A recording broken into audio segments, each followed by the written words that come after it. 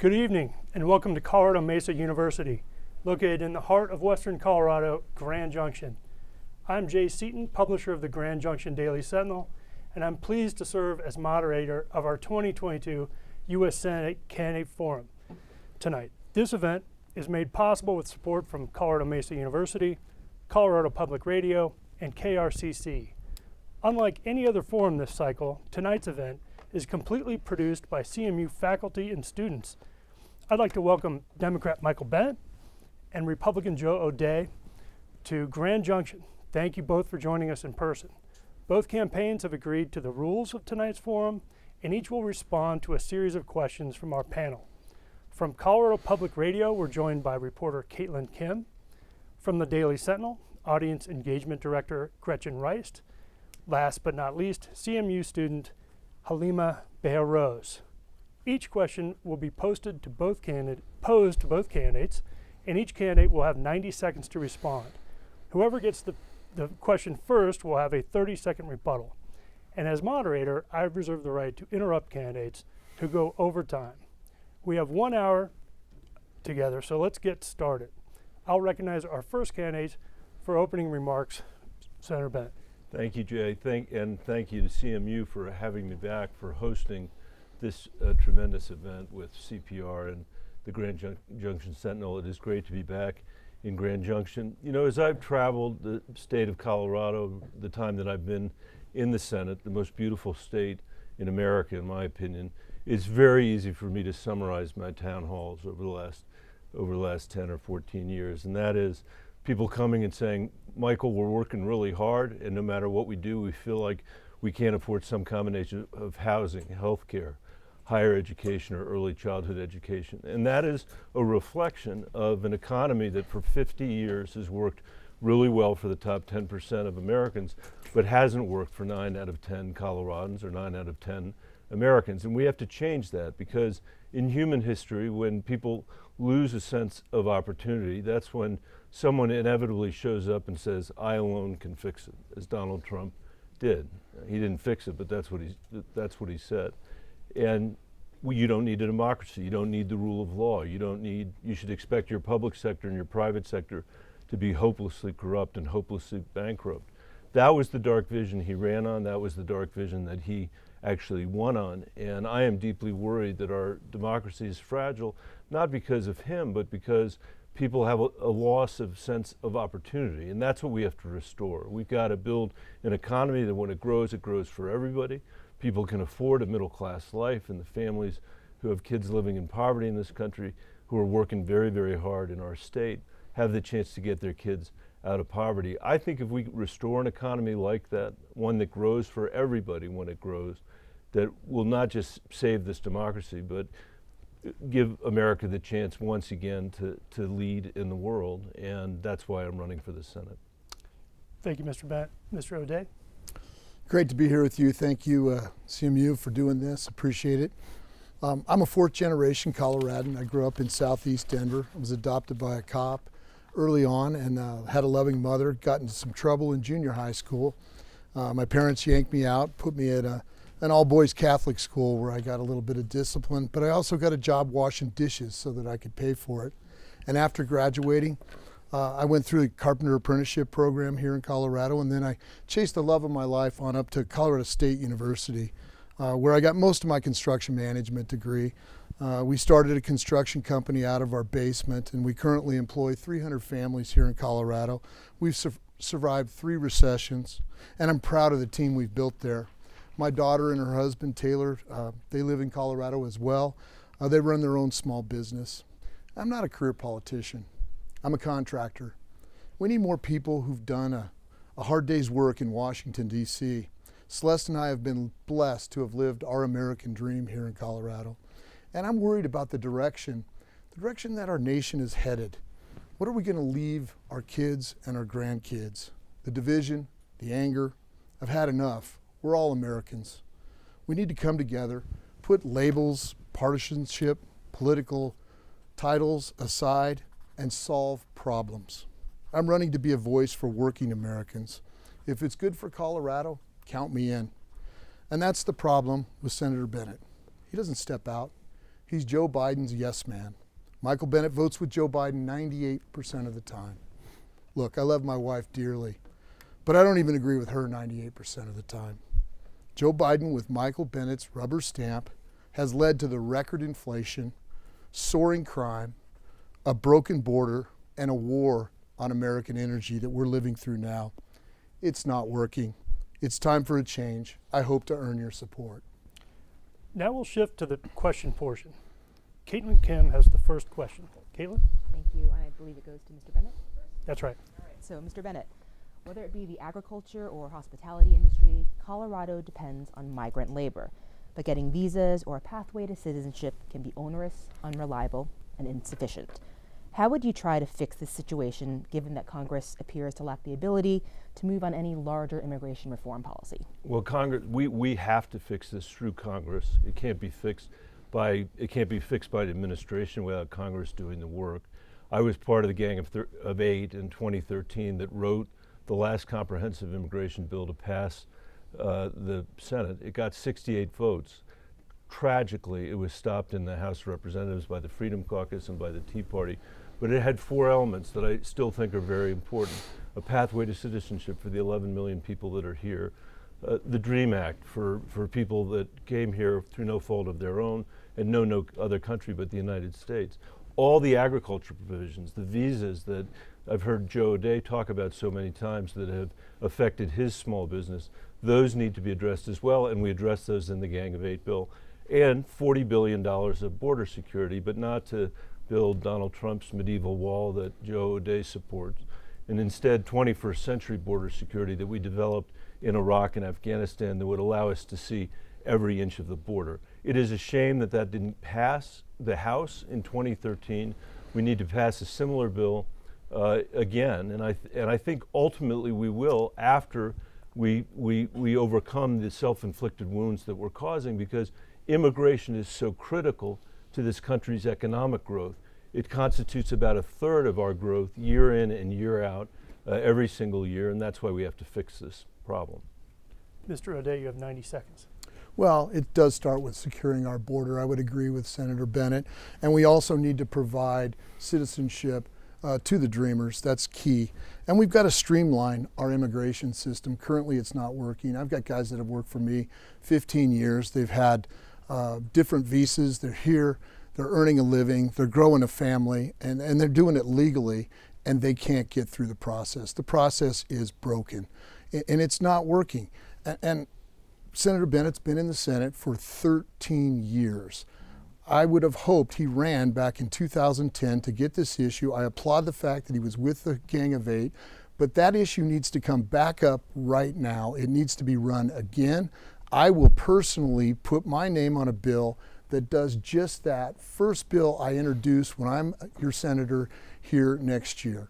What we've got going on right now is partisanship. We've got people that vote with their party 98% of the time, and I'm telling you, that's not working. We've got to do more than that. That's what I'll do. I'll reach across the aisle. I'll make sure we get 60 votes on that, and I'll put it back in the process so we can get that done. Thank you. Mr. Bennett, you have a 30-second First of rebuttal. all, I think Joe's proposal is insufficient because it doesn't do anything for the 11 million people that are living in a cash economy underground in the United States today. We need to address that. We can't just skip over that piece. And second, I've led on this issue the entire time I've been in the Senate. The problem that we have right now is that Republicans that have been terrorized by Donald Trump's immigration policies won't come across the aisle to do anything. Joe O'Dea voted for Donald Trump twice, knowing how horrendous his immigration policies were. He can't be believed on this issue. Our second question is from Halima. As someone who was born and raised in Afghanistan, I'm in touch with friends and family members from back home who are still waiting in line to receive asylum to come to the U.S. With wars and conflicts in places like Afghanistan and Ukraine, people find themselves waiting years to receive asylum. What can you do as a member of the U.S. Senate to improve the process for the asylum seekers to come to the U.S.? Well, this started with a policy in Afghanistan that was broken. The way we left Afghanistan, Americans over there, people that helped our country, We just abandoned that. $80 million worth of equipment. It's caused what we've seen in Ukraine right now, Russia emboldened on foreign policy. We need to do more. We need to do more for these asylum seekers that just want justice. They're coming here. They need to be allowed to be here in the United States. And I'll work as a member of the Senate to make sure that we have a clear path to get people here that are seeking asylum. And we also need a better foreign policy. Part of our problem is our foreign policy isn't based on economics. It needs to be based on energy. Energy is the key to making a good, sound foreign policy. Nobody wants to attack somebody that's supplying them with good, clean, natural gas. And if we can take care of that issue here, end the war on energy, and make sure that we provide that kind of energy to Europe, we can make sure that we end this war in Russia. We've got a foreign policy right now that doesn't involve our energy, and that's a problem. The war on energy started the day Joe Biden got into office, and that's the problem with our foreign policy. Mr. Bennett, 90 seconds. Halima, thank you very much. That is another way in which our immigration system is broken. Our asylum system is not set up for the numbers of people that are coming, and we have to address it, not just with respect to Afghanistan, but with respect to anybody who's seeking asylum here in the United States of America. With respect to American foreign policy, I have to say, I think it's an incredible relief to have a president who, instead of indicting our allies every single day, as Donald Trump did with NATO and with Europe, we have an administration that is forging a coalition of people to push back against Putin, who has invaded a country for no reason other than his own territorial ambition. And it has been inspiring to me to see free people in democracies all over the world demand of their elected leaders, do more, do more, do more. And that's why this coalition is so important. It's why American leadership is so vital and so important. And it's why I'm so glad we no longer have a president who doesn't understand any of that. Our coalition is a reflection of our strength, and not a reflection of our weaknesses, Joe O'Dea seems to think. Mr. O'Dea, 30 seconds. Well, I'll just point out that none of that happened under the watch of the last president. It's all happened under the weak President Biden. We've got big problems overseas. We're not solving them, we're making them worse. Again, this goes back to energy dominance. Once we start dominating the market, supplying Europe with energy, this war will end. Gretchen, you've got our next question. For Senator Bennett. The 1922 Colorado River Compact comes up for renegotiation in 2026. In an environment of increased water need by all 7 member states and decreased flows in the river, what happens if the member states cannot reach accord?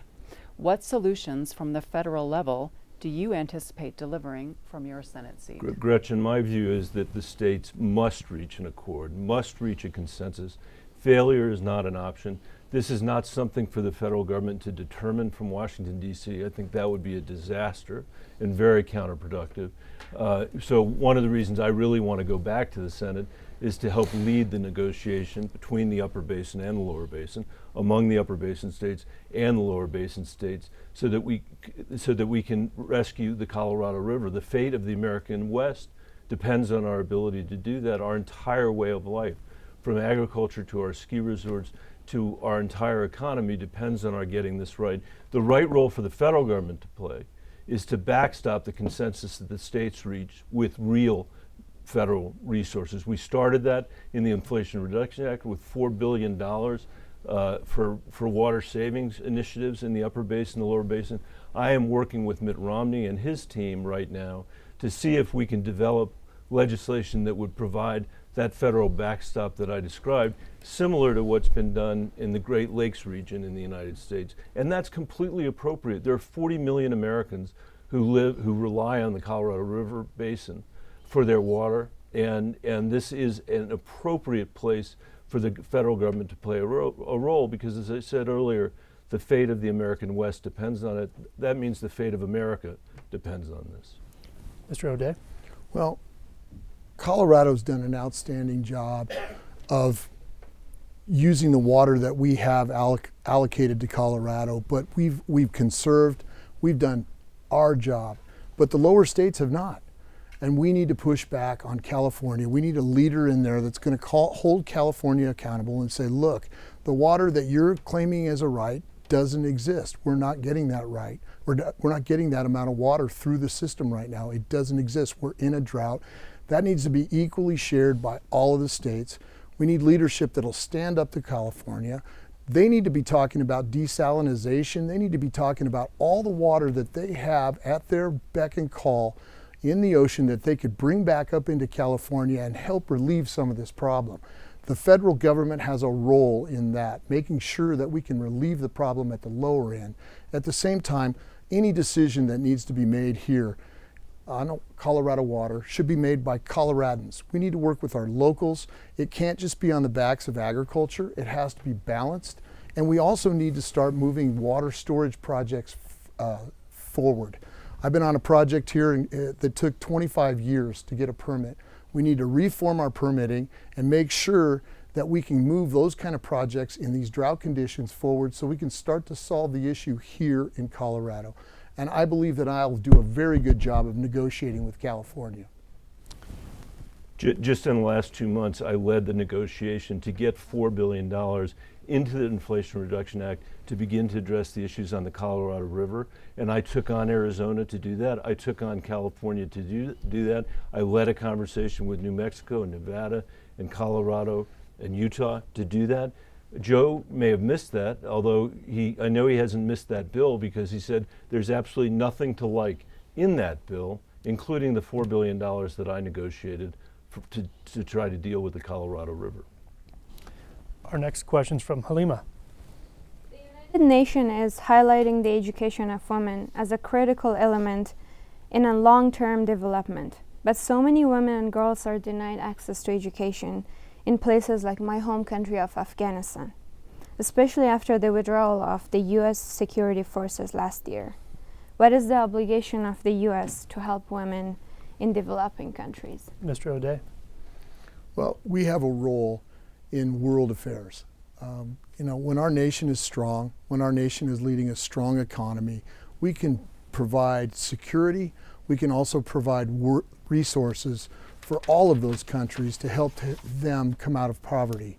When our economy is under attack, when we're in an inflationary capacity, when we have leadership that approves $5 trillion over the course of the last 2 years, causing record inflation here in Colorado, and jacking the price of fuel up with a war on energy, jacking the price of groceries up, our economy's weakened, and the United States takes a step back, and it doesn't allow us to help other countries with their issues. We need leadership that won't just vote the party line. We need leadership that will look at the policies that are in place and start to lead this great country back to prosperity so that we can help with education across the entire world. Under my leadership, we'll work hard to make sure that we get this inflation under control, we reduce it. We'll make sure that we stop the war on energy that's causing all of these economic woes that we're seeing. When you've got the price of diesel over $5.50 a gallon, it's affecting working Americans. We need change. You're going to hear Joe O'Day say over and over and over again, there's a war on energy. When I went to the Congress, we were producing 5 million barrels of oil a day in this country. Today we're producing 12 million barrels a day of oil. So I'm not saying fossil fuels don't have an important role to play. They do have an important role to play. In fact, I think that they are critical for us to keep Europe in the fight with our exported LNG, as Joe O'Day says. But his answer for everything is fossil fuels, fossil fuels, fossil fuels.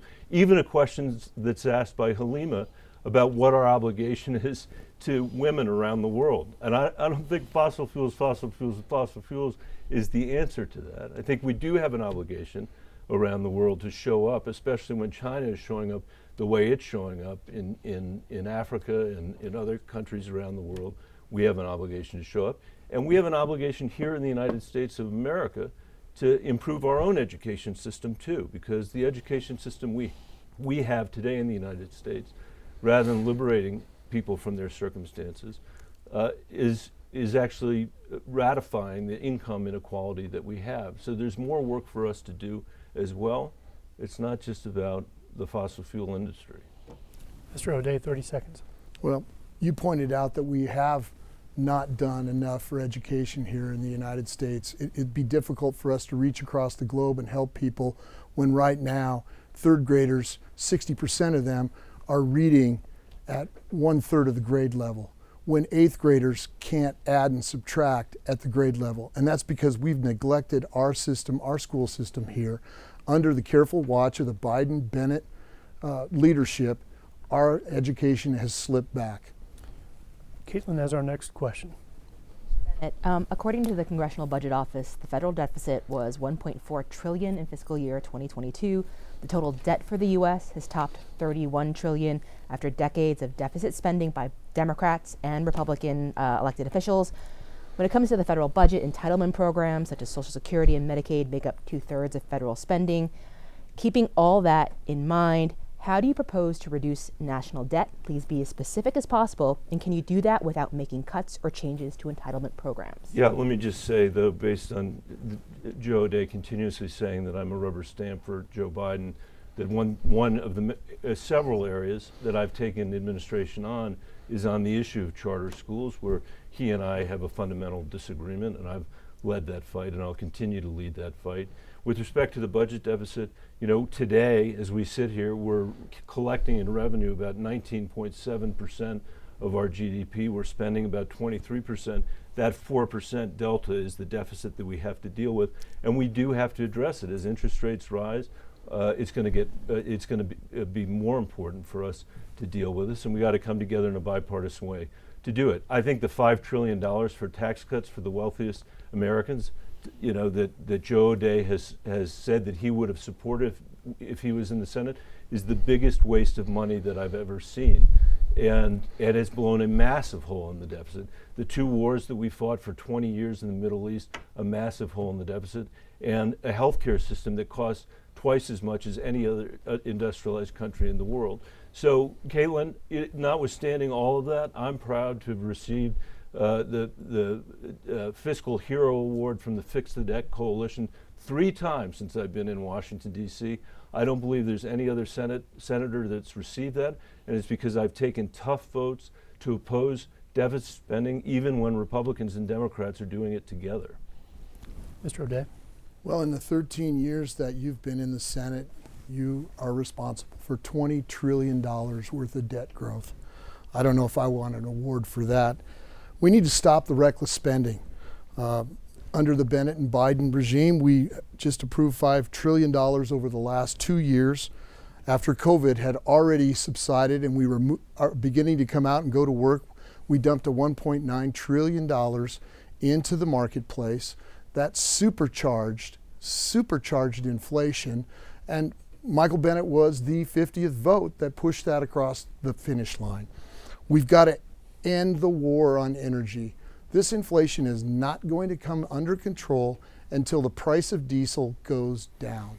It's fundamentally very easy to figure it out. Even a carpenter like myself can figure out once we move the energy cost down, inflation will subside. We've got to do more to do that. And as far as cutting the debt, we need to be focused on these bureaucracies. Growing bureaucracies like 80,000 IRS agents or however many, it's $80 billion to grow a bureaucracy. That's not going to help us. We need to reduce the size of government. Every one of these bureaucracies has grown exponentially over the course of the last 4 years. We need to start cutting them back. 30-second rebuttal. Well, Caitlin, for the reason that you said, those bureaucracies, cutting them back is going to do virtually nothing to deal with our deficit problem, because the most of it's in the 2/3 that you described. Most of that has to do with creating more transparency in our healthcare system. And I truly cannot think of a greater waste of money than the Trump tax cuts for the wealthy that Joe O'Dea says that he wants to go to Washington to make permanent. The bill he keeps attacking me on kept 30,000 Coloradans from becoming evicted during the COVID crisis, kept police officers on the beat all over the state of Colorado, and kept a lot of small businesses alive, including Mr. O'Dea's, I believe. Our next question is from Gretchen. Let's talk infrastructure. People hear about the billions and trillions being spent on infrastructure projects, but it seems to take years of studying, planning, and analyzing before a shovel of dirt is ever turned on a project. Do you believe the current federal permitting and regulatory regime for building infrastructure projects is warranted? Or do you have specific ideas on how this process may be improved? Oh, thank you for the question. It's kind of a sweet spot for me. I've been a contractor here for 35 years in Colorado. I probably stood at the permit line longer than most people, all people. Permits are broken. Our system right now is not working. I'll give you a great example of a project we just completed down at Chatfield Reservoir in the metro area. We added 12 feet of water storage to an existing dam. And there was a guy on the project that started that permit 27 years ago before we broke ground. That's a project that Colorado needs. We need that water storage. Senator Bennett helped get some funding for the Windy Gap Dam up in Granby. I'm working up there now rerouting the Colorado River. Environmentalists love this project. It's going to help the fish. That project, the permitting started in 1997. We broke ground in June. It's a broken process. We need to shore that up. We still need regulation. Colorado wants good clean air. Colorado wants good clean water, and we need regulation, but we need to put timeframes on this that are responsible. We cannot continue to build projects for our kids and our grandkids. We need them now, today. I would propose that we reform our permitting. I know Joe Manchin tried to get that across the finish line, and somehow it became a political football and they couldn't get it done. That'll be one of the very first things I like to attack when I hit the U.S. Senate. Mr. Bennett? So I think, first of all, we've identified a form of government spending that Joe O'Dea really likes, because 90% of the revenues of his business comes from either the federal, local, or state government. I want to make sure that working people have the benefit of this, not just wealthy business people like Joe O'Dea. On the permitting question, though, I think that we probably agree on more than we disagree. I believe it is too hard to build infrastructure in this country, and I think Joe Manchin was trying to do the right thing when he was trying to push us along there. And whether what you care about is the oil and gas stuff that Joe is so passionate about, or the transition to an energy economy where we're reducing prices, creating energy independence for this country, and enhancing our national security and driving emissions down, which I believe is so important. We're not going to be able to do that with the permitting schemes that we have today. It takes too long, it's too expensive, and while we have to preserve the values of our environment while we do it, for sure, we certainly can do it more quickly than we're doing it now. So this is a place where the two of us, I think, agree. Mr. O'Dea, 30 seconds. Well, I appreciate the pop at my business. It's a great business. I've built a great team there. We've been low bid on a lot of work here in Colorado, built over $2.5 billion worth of work. And while you've been creating dependency, I've been creating opportunity, moving my company forward. I've got guys that have been there now 30 years, and they're partners. They're making one hell of a living, and they're doing a great job, and I'm very proud of those guys. Our next question is from Halima. When candidates think about the financial pressures college students face, the discussion usually goes to the topics like student loans and tuition costs. As an international student living in Colorado, I've been struggling with the impact inflation is having in my monthly budget. Groceries, gas, and other goods are so expensive. If elected, how would you address this challenge for students like me? Mr. Bennett? Yeah, we are facing a global challenge on inflation, Helena, and it's brutal here in Colorado right now. $3.69 for gas, $4.20 for a gallon of milk, $3 for a carton of eggs, and students already have enough challenges because college costs too much, and the financing of college, I think, makes it very hard on them. What we have to do is we have to fix the supply chains that are broken all across the globe and in our country as well. That's what we're trying to do today with the semiconductor bills that we brought, where we're bringing the semiconductor industry back to America. We need to do that with other industries as well. And it is also something that we did. This is not going to directly help you, but it is going to help our seniors, capping drug prices for seniors at $2,000, requiring Medicare to negotiate drug prices on behalf of the American people, and capping insulin at $35. That's the type of thing that we can do if we're serious about trying to address inflation, and that's what I will continue to try to do when I go back. Mr. O'Day? What we got going on right now isn't working. The cost of an education here in the United States has skyrocketed. We've got big problems with our education systems. They need to do more to cut that back and make that more affordable for anybody that wants an education. We also need to start thinking about embracing a technique that we're using in my business, which is an apprenticeship. We bring kids in, we put them to work in an apprenticeship. We're paying them so they have a viable income stream while they're working for us, getting education at night, whether it's in carpenter school, mechanic school. Some of them are in project management schools over at Metro State. We've put them in that situation. We've partnered with business to make sure that we have a viable way to pay these students. And all they've got to do is agree to work 4 years for us when they come out. And I've got about 10 kids that have worked for me over 15 years now. They never left because we invested in them. They like our culture. And I think that's the solution we need to take to start making this work in America, is partnering that with business. I also am a little annoyed at the inflation answer that you gave, because you're blaming that on global. You are solely responsible for the $1.9 trillion package that got passed in March of 2021. You were the counted vote, number 50, and that has put inflation on a spiral. And I don't see how you guys keep blaming everybody else. 30-second rebuttal. Well, first of all, you didn't even address inflation in your own answer to the question, except for the last part of it. And if you just pick up a newspaper, what you'll see is Canada's got the same inflation we have, the EU's got the same inflation we have, the UK has the same inflation we have, India's got the same inflation we have, and it's because we're all dealing with the same broken supply chains, and we're all dealing with the same escalation of energy prices as this economy has recovered. You know this, Joe. 2 years ago, oil was $20 a barrel. Today it's 93. It went up to 125 because Putin invaded Ukraine. That's the cause of what we're all dealing with across the globe, including here, and you can't fix it if you don't actually understand the nature of the problem. Next question is from Gretchen. People living in western Colorado understand the acute nature of the rural-urban divide in our state. Both of you make your homes in the Denver metro area. You've both campaigned across rural Colorado. What is one issue you've been hearing from rural voters that they say people on the Front Range don't understand? And how would you try to address it in the Senate? Mr. O'Day?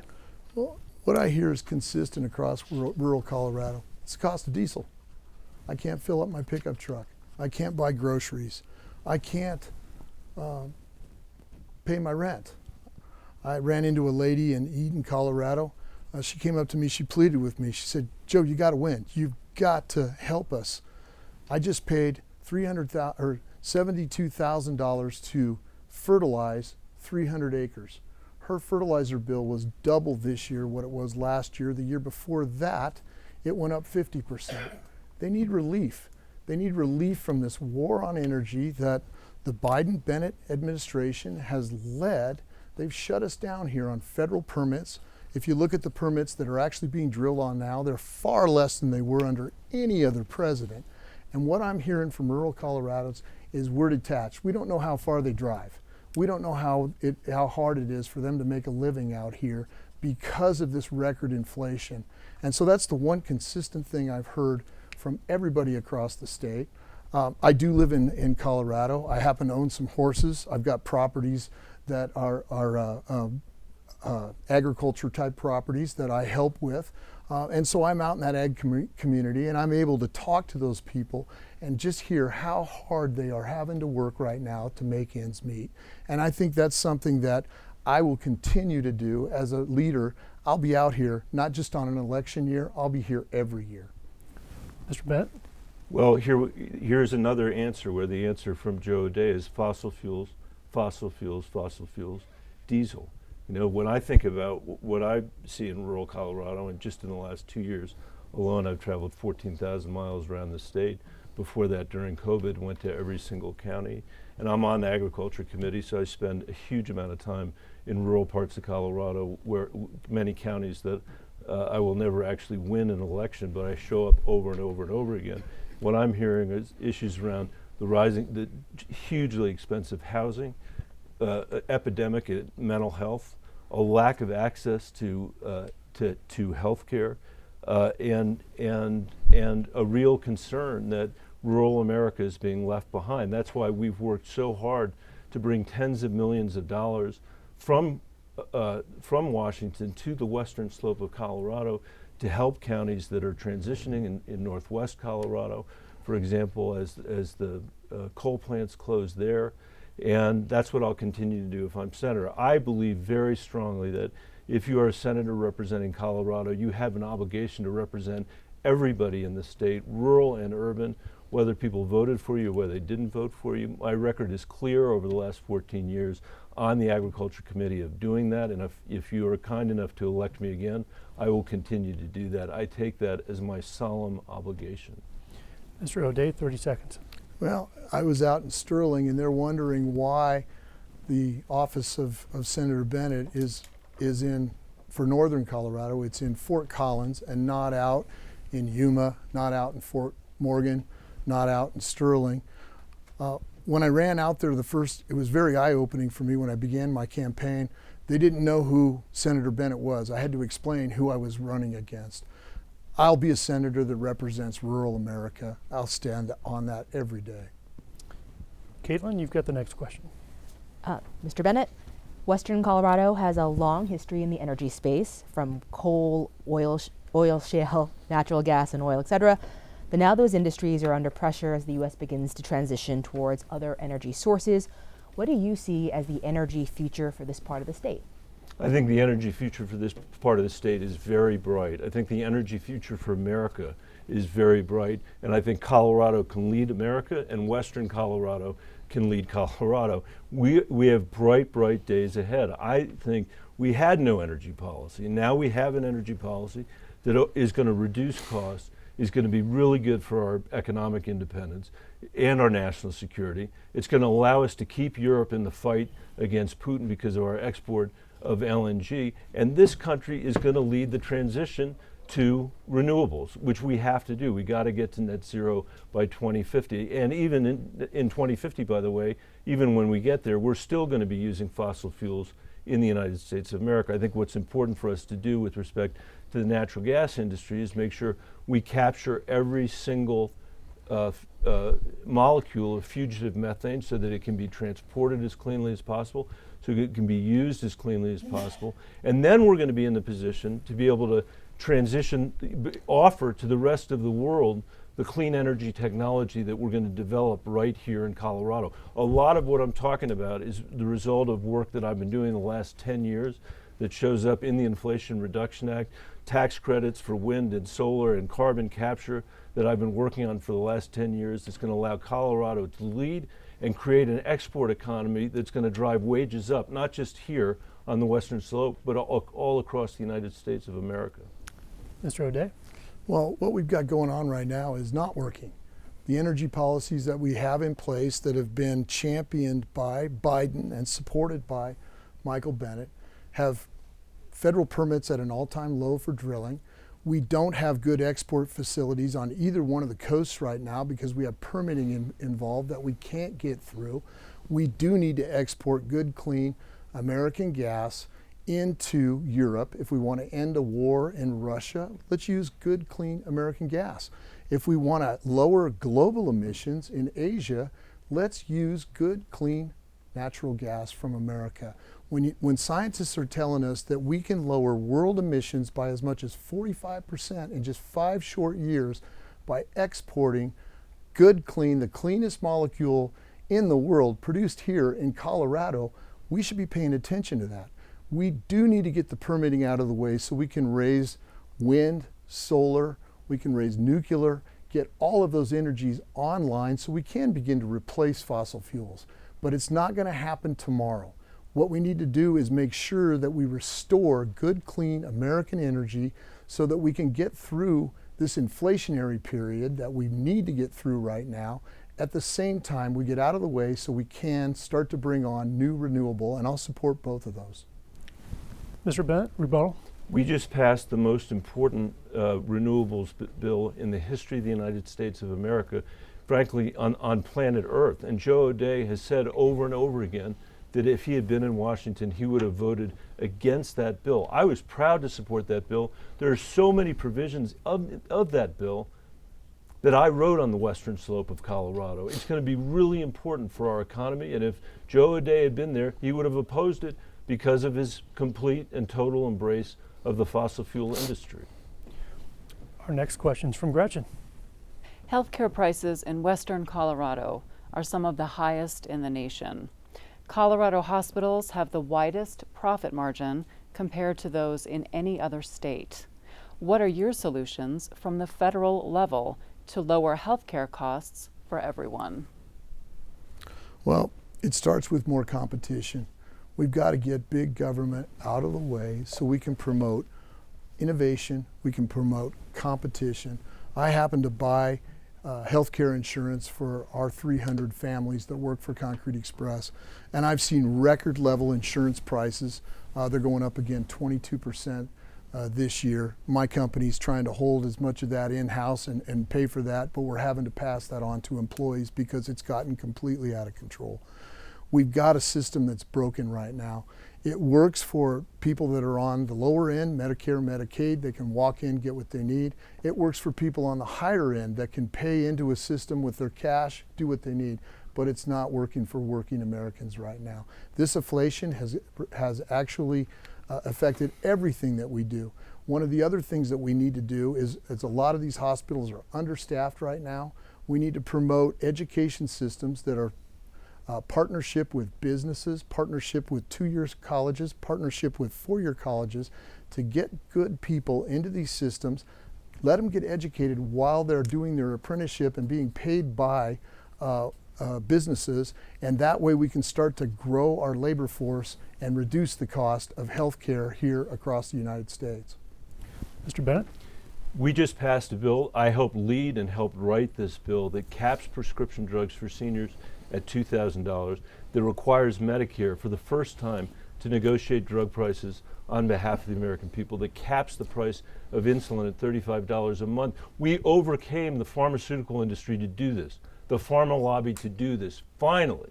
And Joe O'Dea says that if he had been in Washington, he would have voted against that bill, that there was nothing to like about that bill. So we just did the most important thing to cap costs in forever, and Joe says he would have voted against it.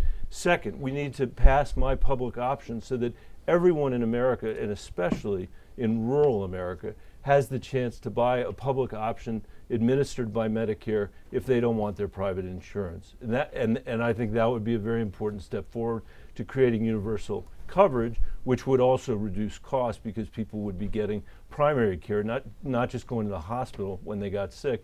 And the final thing is we have to create huge transparency in our healthcare system. No one knows what anything costs. If you're a small business owner like Joe, or if you're somebody at the prescription drug counter trying just to get through the week, you have absolutely no idea why you're being charged anything. And I think we can create that kind of transparency in America, and that will dramatically drive down costs in our healthcare system. Rebuttal? Well, you haven't made a spend that you didn't like. You've been there 13 years, $20 trillion, $5 trillion here in the last 2 years. That's caused record inflation. The problem with the cap on Medicare, Medicaid is that's going to be transferred to people with real life insurance like myself, that are going to have to pick up the delta for that. It's not going to save us any money. It's going to be on the backs of working Americans again. Halima's got our next question. As we speak here, there is a war in Europe after Russia invaded Ukraine, where the U.S. is sidelined because Ukraine is not a member of NATO. If we see China make a parallel move against Taiwan, would you support the U.S. sending American troops to aid Taiwan, which the President has already indicated he would order? Mr. Bent? Oh, thank you for that question. I appreciate it. I think the world is very dangerous right now. I'm on the Intelligence Committee, and it has really been interesting to see the terrible mistakes that Putin has made, in his invasion of Ukraine because of the totalitarian society that he sits on top of. And the Ukrainian people have done an amazing job fighting back. Nobody would have ever expected it. And as I said earlier, the coalition that came together is what's making that possible. And we are leading that coalition in a really profound way. We're going to have to do the same thing with respect to China. I think the most important thing for us to do with respect to Taiwan is to make China think twice and 3 times and 4 times and 5 times and decide they're not going to do it because Taiwan is armed in ways that they're going to be able to repel mainland China. We're not at that point today, but we need to get to that point, and I think we can. It is just a reminder again of how important the American leadership is in the world, and that America actually not turn away from the rest of the world. And I think that we're seeing that in Ukraine, and we will see that if we have issues like this in Taiwan as well. Mr. O'Day? Well, Taiwan is at risk, and the reason it's at risk is it started in Afghanistan.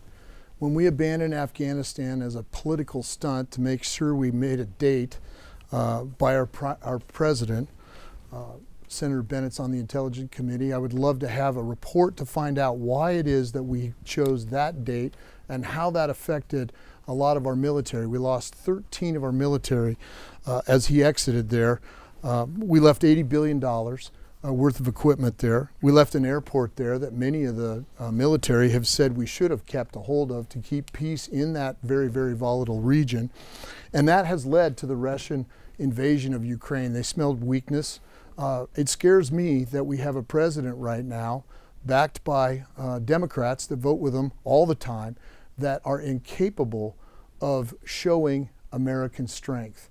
We need to do more for Ukraine. I believe that making sure that we provide those resources for them to battle for their own freedoms is very, very important. I believe strength through peace, but I also believe that we need an economy that overshadows the rest of the world. If we are energy dominant here in the United States and provide good, clean natural gas, I keep going back to it because it is the key to peace in Ukraine. China won't want to attack anybody with that kind of military might and making sure that we have good, strong economic policies. 30-second rebuttal. The world is just much more complicated than fossil fuels and natural gas. And the president, by the way, that set the first date for our departure from Afghanistan was Donald Trump, a president that Joe O'Day voted for twice. That was reckless. He should never have done it, but that's who it was. It was Donald Trump. Caitlin, you've got our final question of the evening. All right. So, CMU has initiated the Civic Forum to spur, among other things, civility and discourse. The degree of acrimony at the national level seems at its highest ever. It's an us versus them world to many people in this country. Are we broken beyond repair, or is there a path back to civility? And if there is a path, how will you deliver on it if elected? Well, I've been in business almost 40 years here in Colorado. I run my business downtown Denver, surrounded by the other party. A lot of Democrats work in Denver. And I've been able to reach across the aisle and talk to people about projects, talk to people about what we need to get done in our city. And I've exercised that. I believe that the party system that we have here in the United States is broken. I think Senator Bennett and I probably agree on that. I won't vote the party line. I've bucked the party several times on several things, whether it was abortion, whether it was the DACA kids, whether it's Obamacare. I've said, you know, we need pre-existing conditions preserved. And I've been willing to step up and lead as a leader here in Colorado, solely based on good things for Colorado. That's what's going to be important to me when I hit the U.S. Senate. But I also believe it's time for us to sit down together. I'll do this with Senator Hickenlooper when I'm elected, and I'll sit down and say, John, let's figure out what are all those things you and I can agree on for Colorado, and then let's begin to move this country forward. We spend way too much time arguing. We need to start figuring out what it is we agree on, and we need to start moving those kind of policies forward, and that's how I'll be as a U.S. Senator. Mr. Bennett? Thank you, Caitlin. There certainly is a lack of civility back there. I think the two-party system is broken. I agree with Joe on that. I have not contributed to the toxic atmosphere that's there in the time that I've been in the Senate. I never have, because I don't think it's going to move the country forward. I don't think it's going to provide the future that the students at this great university need. And if you send me back there, I'll continue to do what I've done before. I've passed 101 bills that I've written. 82 of those had Republican co-sponsors. You know, I've rafted the Colorado River with Mitt Romney to talk about climate and forestry and water, as we were talking about tonight. I've worked with Richard Burr, for a Republican from North Carolina, to write the breakthrough therapy legislation, talk about clearing out roadblocks and clearing out red tape. Only 1 or 2 drugs a year were supposed to be approved. More than 230 drugs have been approved as a result of the work that I did with Richard to clear the roadblocks at the FDA. Half of those are cancer drugs. So I would put my record up of bipartisanship and of civility up against any other member of the Senate. And if you send me back there, I'll continue to do it. Mr. O'Day, 30 seconds. I'll pass. We will now recognize Mr. Bennett for closing remarks. Thank you. Well, thanks very much for the great questions, and thank you to the students who are here for being here tonight. And Joe, thank you very much for the debate. It went by in the blink of an eye. You know, my mom and her parents were Polish Jews who survived the Holocaust. They were immigrants that came here to rebuild their shattered lives in the only country in the world where they felt they could do that. And I've met many immigrants around Colorado. I've never met people with a stronger accent than my grandparents had. But I've never met greater patriots than they were. They loved this country, not because it was perfect, but because it had ways to address, we have ways of addressing our flaws, and they could be part of that. And this is another moment when we need to come together as Americans to do the kind of work that my grandparents did.